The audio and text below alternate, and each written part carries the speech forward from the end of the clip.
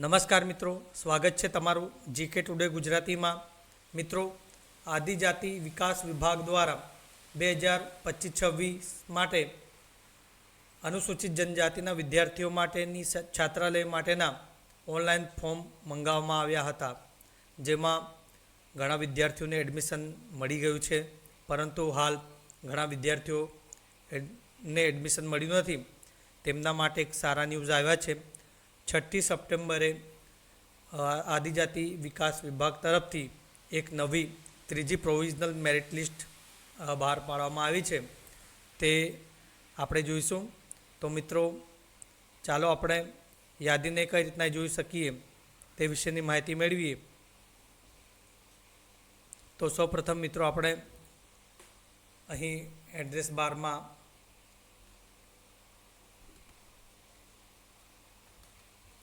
vky.gujarat.gov.in type કરવાનું રહેશે। મિત્રો, ખાસ યાદ રાખો કે આપણે આ એડ્રેસ બારમાં જ આ એડ્રેસને ટાઈપ કરવાનું છે, તો જ પ્રોપર વેબસાઇટ ખુલશે। એન્ટર આપીશું તો મિત્રો, આ પ્રકારે વેબસાઇટ ખુલે છે, જેમાં ઇમ્પોર્ટન્ટ અપડેટમાં તમે જોઈ શકો છો,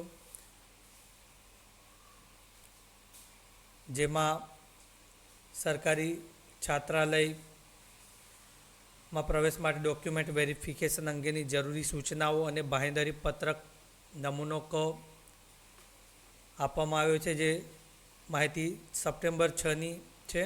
તો આપણે અહીંયા ડાઉનલોડ કરીશું મિત્રો। તો મિત્રો, ડોક્યુમેન્ટ વેરિફિકેશન અંગેની જરૂર સૂચનાઓ અહીંયા આપવામાં આવી છે, જેમાં ત્રીજી પ્રોવિઝનલ મેરિટ યાદી મુજબ ઉમેદવારોએ તેમને ફાળવવામાં આવેલ છાત્રાલય ખાતે રૂબરૂ હાજર રહી તારીખ 6/9/25થી 10/9/25 સુધીમાં દસ્તાવેજોની ફરજિયાત ચકાસણી કરવાની રહેશે। મિત્રો, આ રેડ અક્ષરે જે લખ્યું છે એ નોંધ ખાસ ધ્યાને રાખવી, જેમાં છે ઉમેદવારોનું મેરિટ યાદીમાં નામ આવેલ હોય તેવો ડોક્યુમેન્ટ વેરિફિકેશનની નિયત કરવામાં આવેલ તારીખ અને સમય દરમિયાન હાજર નહીં રહે તો તેઓ છાત્રાલયમાં પ્રવેશ મેળવવા માંગતા નથી, તેમ માનીને તેમનો પ્રવેશ રદ કરવાની કાર્યવાહી કરવામાં આવશે।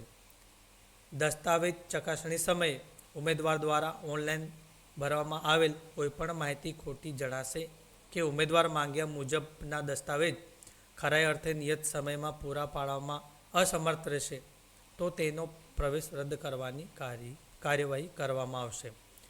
પ્રવેશ પ્રક્રિયા દરમિયાન ઉત્પન્ન થતા વિવાદમાં આખરી નિર્ણય કચેરીનો રહેશે।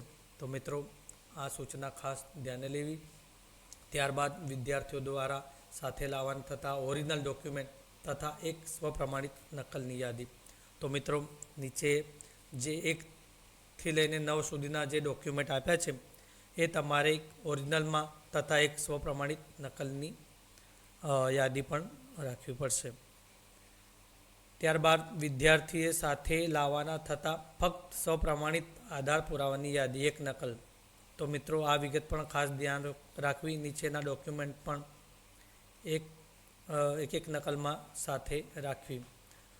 હવે મિત્રો, તમે જ્યારે હોસ્ટેલમાં એડમિશન માટે જશો ત્યારે એક નમૂનો કો જે આપ્યો છે બાંહેધરી પત્રક, એ તમારે એ બાંહેધરી પત્રકમાં છાત્રાલયના કેટલાક શિસ્તના નિયમો છે તે તમારે અચૂકપણે વાંચવાના થશે, જેમાં 1થી લઈને